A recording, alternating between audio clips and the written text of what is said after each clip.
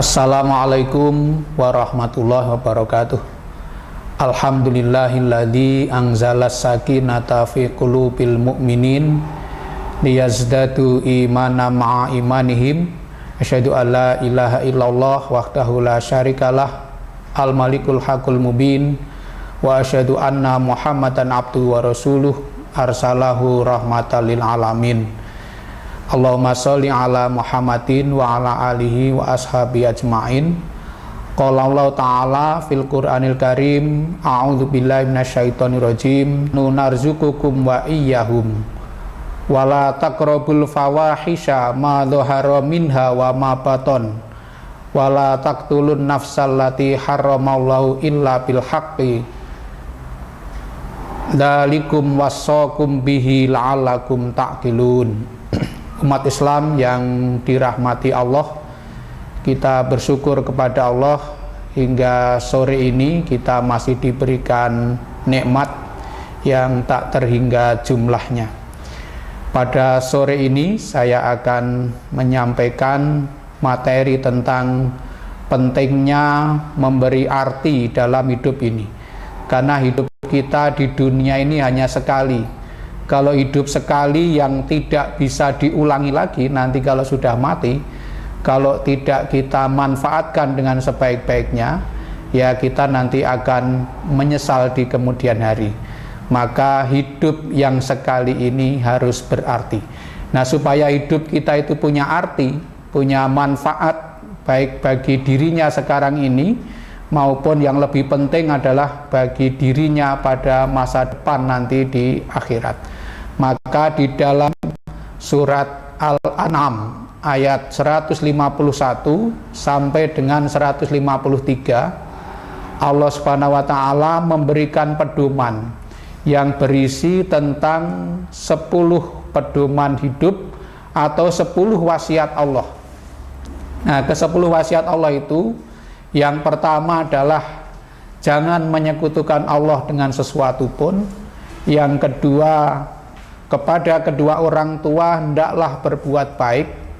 Yang ketiga, jangan membunuh anak karena takut miskin. Kemudian yang keempat, jangan mendekati perbuatan keji, baik yang terang-terangan maupun yang sembunyi-sembunyi.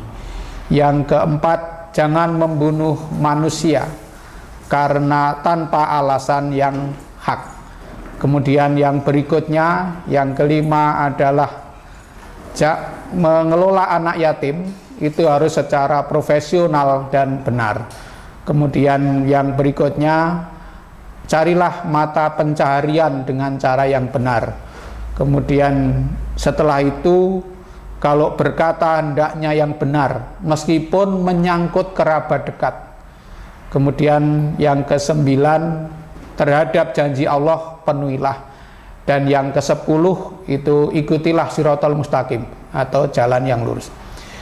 Umat Islam yang berbahagia di mana saja berada, yang pertama agar hidup kita itu berarti, itu jangan menyekutukan Allah dengan sesuatu pun. Artinya kita itu diperintahkan supaya memurnikan tauhid. Kalimat tauhid yang utama adalah la ilaha illallah, tiada Tuhan kecuali Allah. Yang ini penerapannya dalam diri kita masing-masing adalah dengan membuang keyakinan-keyakinan yang selain Allah itu. Nah, kemudian setelah di dalam diri kita itu tidak ada keyakinan apa-apa, baru Allah dimasukkan. Sebab ketika kita itu menerima Allah sebagai Tuhan, tetapi belum membuang keyakinan yang masih dimiliki, maka itu berarti memperselingkuhkan Allah dengan yang lain. Berarti tidak tauhid lagi. Artinya ya percaya kepada Allah, tetapi masih meyakini yang lain-lainnya. Nah, inilah yang penerapan kalimah la ilaha illallah yang belum semestinya. Tauhid itu juga dimaknai membebaskan manusia dari menyembah makhluk kepada hanya menyembah Allah semata. Nah, sehingga orang yang sudah bertauhid itu tidak ada yang ditakuti kecuali Allah, Tidak ada yang dicintai kecuali Allah, tidak ada yang diibadahi kecuali Allah Subhanahu wa taala. Nah, dengan tauhid itu maka semua orang itu tidak ada yang merasa super, tidak ada merasa paling hebat di antara manusia yang lainnya. Tapi sebaliknya juga tidak ada yang merasa minder, tidak ada yang merasa rendah diri di hadapan sesama makhluk.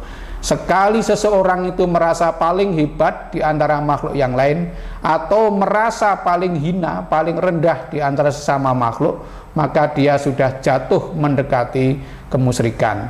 Dan ini yang paling berbahaya.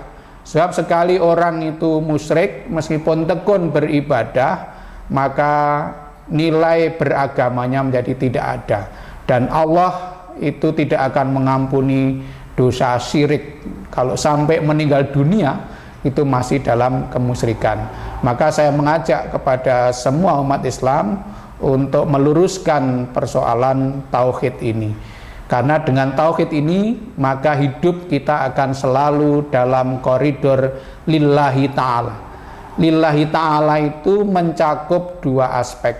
Aspek pertama adalah ikhlas, yang kedua sesuai tuntunan.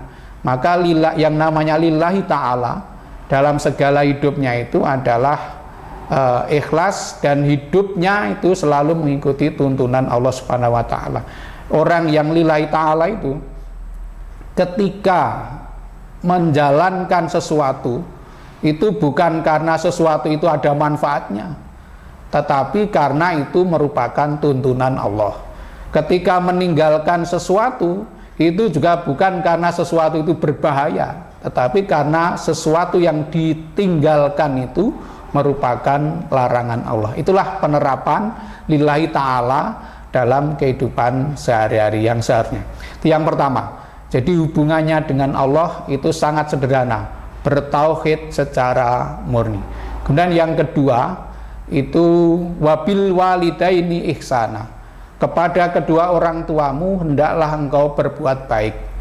Nah, mengapa kok ini diutamakan, berbuat baik kepada orang tua yang dikenal dengan istilah birrul walidain? Karena memang setiap anak Adam, setiap manusia ini punya orang tua umumnya, ya, kecuali Nabi Adam kemudian juga Hawa, tapi semuanya orang itu punya orang tua. Nah, sehingga wajib berbuat baik kepada kedua orang tua. Dan orang tua itu adalah kedudukannya tidak tergantikan oleh siapapun. Kecintaan dan jasanya, kasih sayang dan jasa orang tua juga tidak bisa dibeli, tidak bisa diganti, tidak tergantikan oleh siapapun. Bahkan ridho Allah juga tergantung pada ridho orang tua. Sehebat apapun kedudukan seseorang di dunia ini, ketika berada di hadapan kedua orang tuanya atau di hadapan salah satu orang tuanya, dia hanyalah anak gitu. Maka ini berbuat baik kepada kedua orang tua itu dalam Al-Quran dikatakan sebagai tidak bersyarat atau mutlak. Dalam surat Luqman ayat 15 itu dijelaskan bahwa berbuat baik kepada orang tua itu tidak bersyarat. Artinya apapun keadaan orang tua, apakah orang tua kita itu jelek atau baik, berkedudukan atau tidak berkedudukan, bahkan iman atau tidak iman, orang itu harus tetap berbuat baik kepada kedua orang tua. Tetapi untuk taat kepada orang tua itu bersyarat gitu, sangat bergantung kepada apa yang diperintahkan oleh orang tua kepada kita. Ketika orang tua memerintahkan yang baik, yang benar sesuai dengan tuntunan Allah, tentu sebagai anak wajib mentaati. Tetapi ketika orang tua itu memerintahkan sesuatu yang tidak sejalan dengan tuntunan Allah, maka wajib tidak taat. Wa in jahadaka ala an tusyrika bima laisa laka bi ilmun fala tuti'huma wa sahibhuma fid dunya ma'rufa. Dan jika kedua orang tuamu memaksamu untuk menyekutukanku yang tidak ada ilmunya tentang itu padamu, maka janganlah kamu ikuti keduanya, tetapi pergaulah di dunia ini dengan baik. Jadi saya tegaskan, saya garis bawahi bahwa siapapun kita itu wajib berbuat baik kepada orang tua, dan itu tidak bersyarat. Tetapi untuk taat kepada orang tua itu ada syaratnya. Nah, maka yang kedua itu, jadi jangan kita diperintahkan supaya berbuat baik kepada kedua orang tua. Kemudian yang ketiga, wala taqtulu aulatakum min imlaq nahnu narzukukum wa iyyahum. Dan janganlah kamu membunuh anakmu karena takut manapun orang tua tidak membunuh anak. Jadi misalnya kasusnya itu orang tua tidak menghendaki punya anak, dilalah kok istrinya bisa hamil. Nah, lalu kemudian anak yang dilahirkan dibunuh, itu tidak diperbolehkan karena Allah mengatakan kamilah nahnu narzukukum wa iyyahum, kami yang menjamin rezekimu dan rezeki mereka.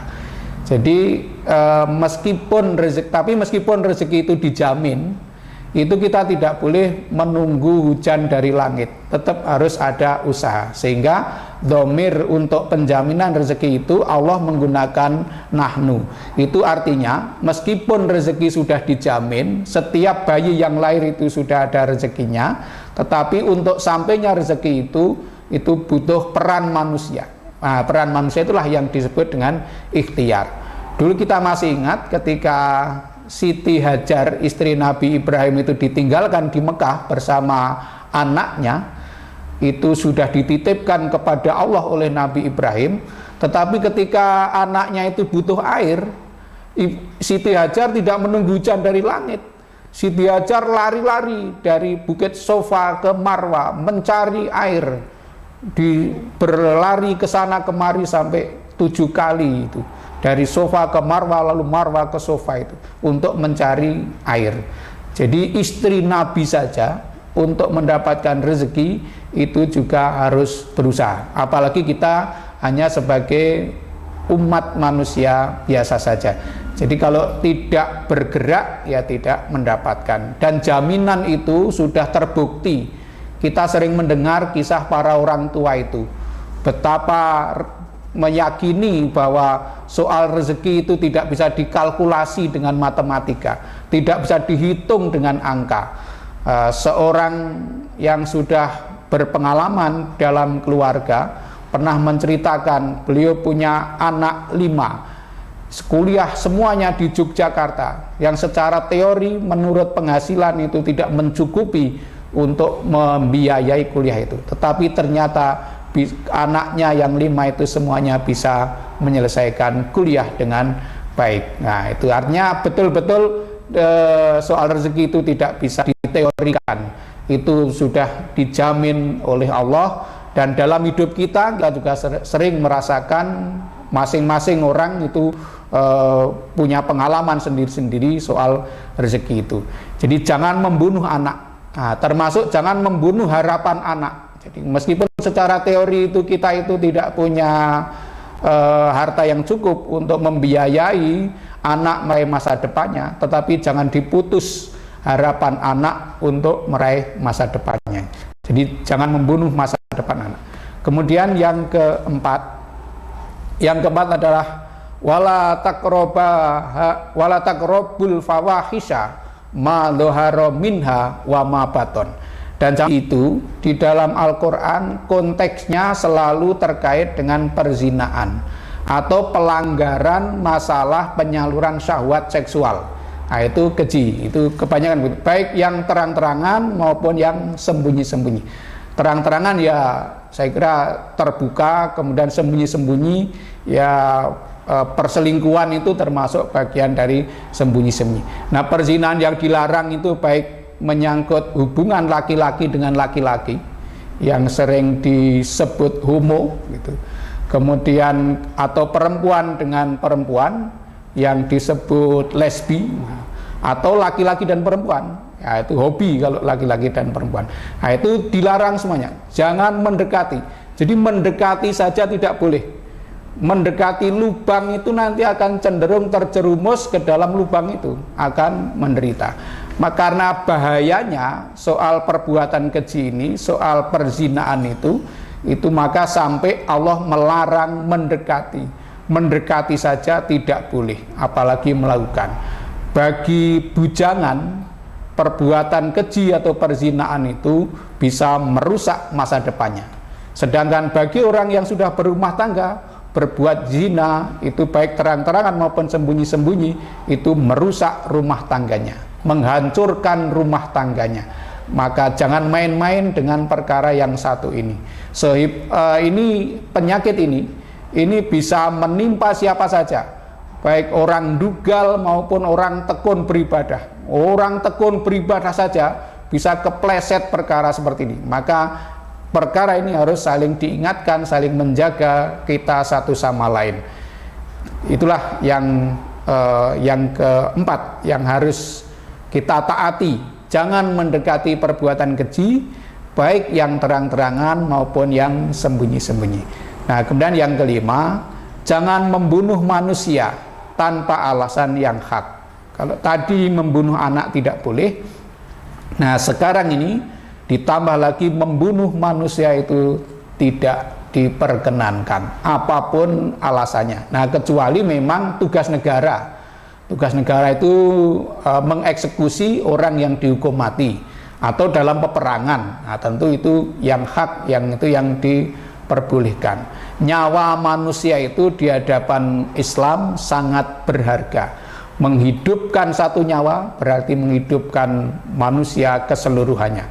Itu. Maka Allah menutup ayat ini dengan lalikum wassakum bihi la'alakum ta'qilun. Yang demikian ini kami wasiatkan, artinya yang 5 perkara itu diwasiatkan kepadamu agar kamu menggunakan akalnya, agar kamu berpikir.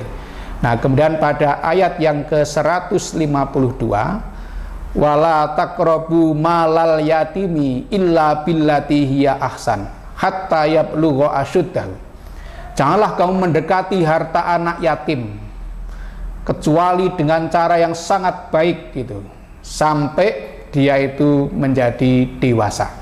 Nah, artinya anak yatim itu kan anak yang memang punya kelemahan secara mental, punya kelemahan secara psikologis karena kehilangan orang tua. Nah, maka ada orang itu yang memperdayakan anak yatim, artinya dididik yang sebaik-baiknya, tapi ada yang memperdaya, ada yang memberdayakan, ada yang memperdayakan. Nah, maka sampai Nabi itu mengatakan, siapapun orang beriman yang mendidik, mengopeni anak yatim dengan bagus, nanti di surga sangat dekat dengan Nabi. Nah, sampai Nabi menggambarkan seperti ini. Nah, tetapi sebaliknya kalau menghardik anak yatim atau mencelakakan anak yatim, nah tentu nanti akan sebaliknya, sangat celaka. Jadi ngopeni anak yatim itu, ngopeni bocah yatim itu minggring-minggring berada di antara dua kemungkinan. Kalau bagus dan benar ya sangat mulia kedudukannya, tetapi kalau salah ya sangat celaka yang sangat serius gitu. Nah, ini maka jangan main-main. Jangan, bahkan di surat An-Nisa itu kita dilarang mencampur adukkan antara harta kita dengan harta anak yatim. Ketika kita itu ngopeni anak yatim di rumah kita atau di panti asuhan kita. Nah, itu harus sangat berhati-hati.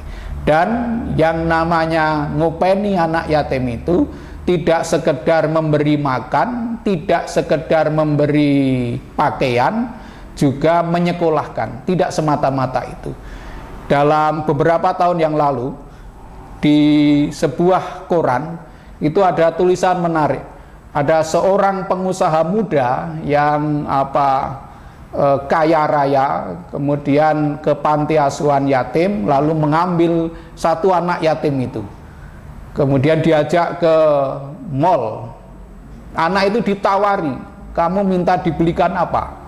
Ditawari sepeda tidak mau, ditawari laptop nggak mau, ditawari HP nggak mau, pokoknya ditawari yang bagus-bagus, yang digemari anak muda itu dia tidak mau. Sampai juragan kaya muda ini bingung, terus maunya apa? Terus anak ini mengatakan, Om, kalau saya mengatakan apa yang saya minta, Om tidak marah gitu. Tidak, minta saja apa saja boleh gitu. Tapi anak ini masih menegaskan, betul tidak marah. Anak ini hanya mengatakan, saya hanya minta diizinkan memanggil Pak kepada Om. Kemudian yang kedua, saya minta foto bersama Om. Permintaan dua itu kan di luar bayangan orang kaya itu.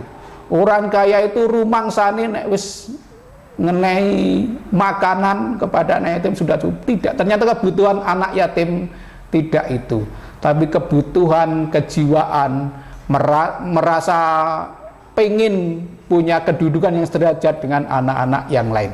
Kata anak yatim itu yang membuat sang pengusaha ini menangis. Itu dia mengatakan, setelah ini saya akan bisa berbangga bersama teman-teman saya. Saya juga punya bapak, dengan menunjukkan foto bersama sang pengusaha itu. Nah itulah maka saya mengajak kepada semuanya, memelihara anak yatim, ngopeni anak yatim itu memang perbuatan mulia kalau dilakukan dengan benar. Tetapi jika dilakukan salah maka akan membuat celaka. Nah kemudian yang keenam adalah apabila kamu menimbang atau menakar, lakukan dengan adil. Jadi jika menimbang atau menakar, lakukan dengan adil. Karena Allah tidak membebani suatu kaum kecuali dia itu mampu gitu.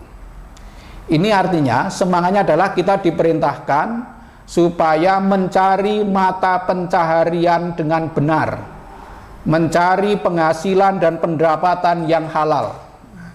Sebab dengan Allah memberi logika bahwa Allah tidak membebani kecuali kamu itu mampu, itu artinya kalau kita itu mencari pendapatan, penghasilan yang halal itu aslinya cukup untuk hidup gitu. Aslinya cukup gitu.